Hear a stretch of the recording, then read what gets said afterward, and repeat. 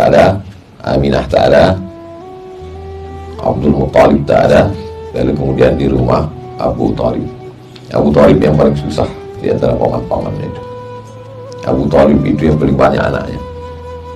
Abu Thalib itu punya istri namanya Fatimah. Fatimah itu tidak makan demi untuk makannya Muhammad SAW. Fatimah itu tak pakai kain asalkan Muhammad SAW pakai kain. Itu diucapkannya dalam syair saat Fatimah meninggal. Tak makan engkau Fatimah demi aku, tak berkain engkau Fatimah demi aku. Makanya salah satu anaknya itu dia kasih nama Fatimah. Waktu menggali kubur Fatimah itu ikut dia menggali kubur Fatimah, masuk dia ke dalam kubur Fatimah itu, berdoa dia di dalam kubur Fatimah karena dia tak pernah merasakan ibu. Dulu waktu sekolah di Aliyah Nurul Falah Al Molek, saya tulis di buku saya Profesor Dr. Abdul Somad. Kata kawan saya sebangku, "Mat, jangan kau tulis lagi, aku takut kau gila." Dia sayang sama saya, takut dia tak tercapai, nanti saya bercakap seorang jadi gila. Ingat betul saya nasihat dia itu. Artinya kita ingin pencapaian hidup. Tapi setelah dapat, dulu saya tulis itu di laptop saya, nanti kalau aku sudah selesai kuliah, aku akan buat kartu nama Datuk Seri Ulama Setia Negara Profesor Dr. Abdul Somad LCD PhD.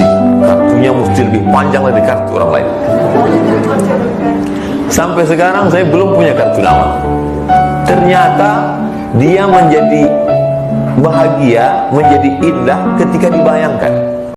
Ambo tidak dendam dengan guru-guru ambo, sekedar inge aja.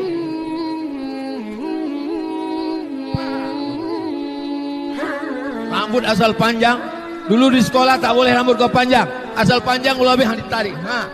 Dan menarik itu namanya Ustaz Abdul Latif. Sampai hari ini di mana ambo berceramah, pahala ceramah ambo mengalir ke makam guru-guru ambo. Itulah hebatnya guru.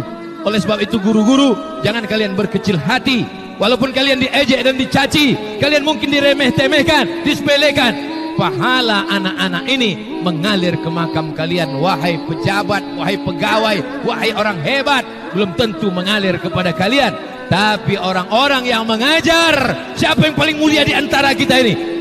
Khairukum, yang paling mulia man ta'allamal Qur'an, orang yang mengajar Al-Quran, belajar Al-Quran dan mengajarkan Al-Quran.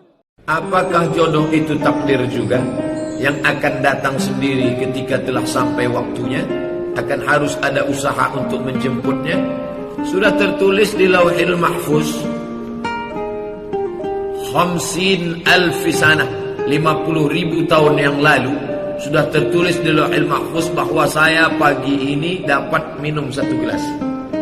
Ini ditakdirkan Allah untuk saya, tapi saya mesti ambil. Kalau tak ambil tak akan bisa. Saya mesti buka tutupnya, pegang gelasnya, saya mesti angkat ke mulut saya. Kalau tidak, tengok aja lah. Menganggo tak akan masuk air. Ada usaha gitu. Langkah rezeki pertemuan maut. Jangan pernah putus asa, karena hidup manusia diatur Allah. Tapi jangan sampai tidak ada ikhtiar. Makanya dalam akidah Ahlussunnah wal Jamaah ada namanya al-kasbu. Al-kasbu artinya usaha. Maka semua akan dituntut di hadapan Allah Subhanahu wa taala. Yang punya jabatan, jabatannya akan dituntut. Yang punya kekuasaan, kekuasaannya akan dituntut.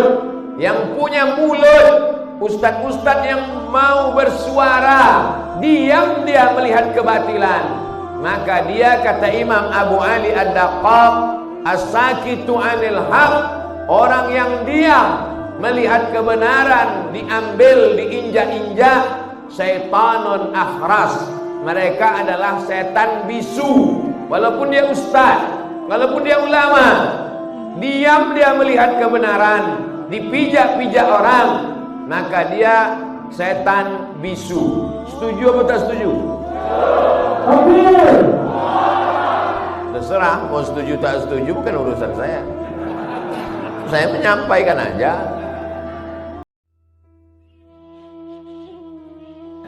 Tapi sebenarnya engkau akan kalah karena kau dibangkitkan dalam keadaan buta, dalam kehidupan yang tak berakhir dengan kematian, karena kau akan kekal selamanya. Saat itu kau akan berkata, lima hasyartani a'ma, kenapa aku dibangkitkan dalam keadaan buta, wa qad kuntu basira, padahal dulu aku bisa melihat. Di dunia aku melihat, di dunia aku memandang terang, kenapa aku sekarang buta?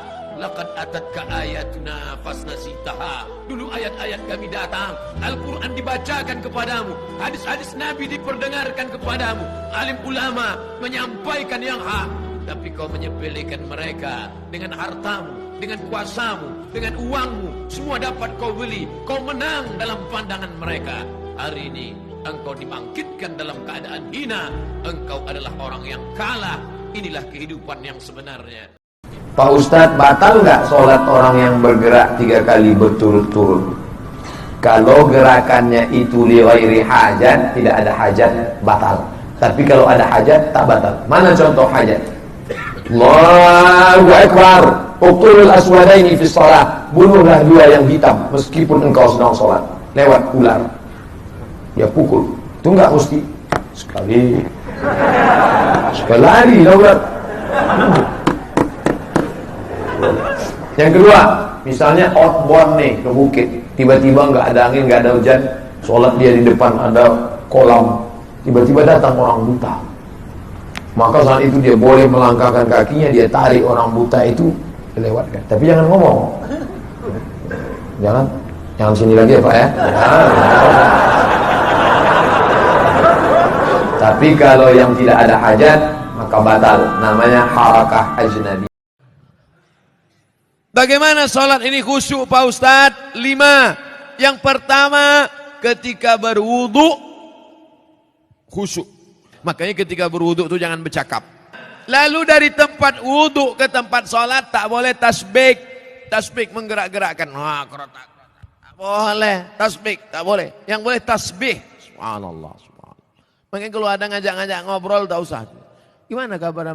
Subhanallah. Subhanallah. Ada terdengar azan, jawab, hayya 'alas shalah. La haula wala quwata. Waktu sholat itu membaca Allahu Akbar kabir walhamdulillahi katsir wa subhanallah wajhatu wajhi. Ini banyak orang sholat mulutnya diam. Yang kelima, mengerti apa yang dibaca. Saya mau tanya Pak Ustaz, apakah kondisi yang membolehkan seorang ghibah, menceritakan aib orang lain, kapan boleh? 3. Pertama, ketika jadi saksi di pengadilan. Apakah Anda melihat dia melakukan pelecehan seksual? Mohon maaf Pak Hakim, sebetulnya saya mau jawab, tapi saya takut ini hilang pahala saya karena saya ghibah. Oh, ini dalam masalah persaksian boleh. 2. Ketika menanyakan masalah hukum. Pak Ustaz, ya, boleh saya tanya hukum? Boleh. Tapi saya takut cerita Pak Ustaz ini ghibah. Gimana saya mau jawab? 3. Menunjukkan kejahatan orang. Jangan coblos nomor sekian, karena ini orangnya zalim, bekerja sama orang kafir. Itu boleh. Li'ihqaqil haq wa ibtalil batil. Pengadilan menanyakan hukum dan untuk menunjukkan kebatilan. Boleh.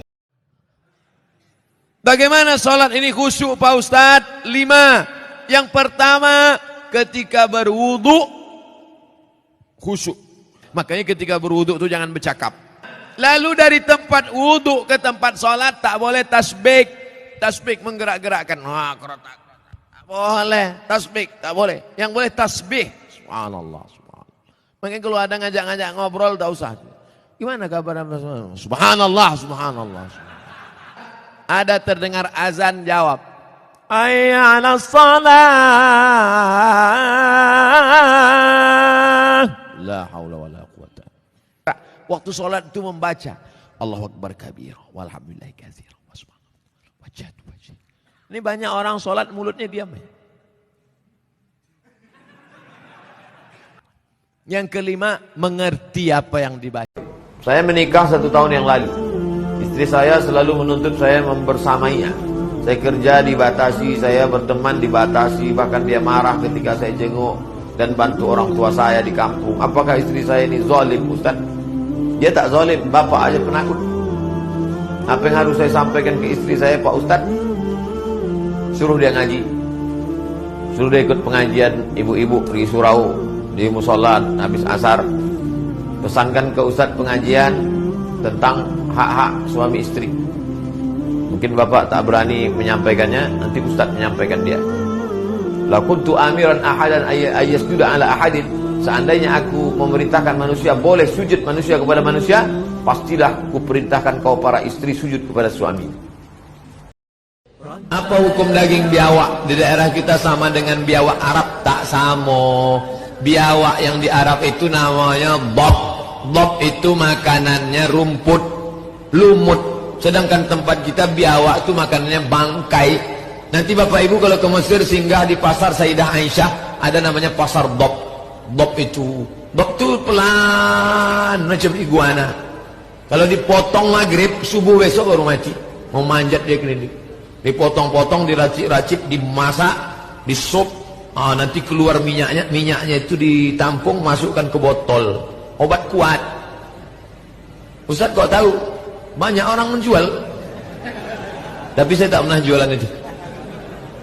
Musim haji, mahasiswa banyak jual itu. Saya tak berani saya jual. Tell me pretty lies, look me in the face, tell me that you love me, even if it's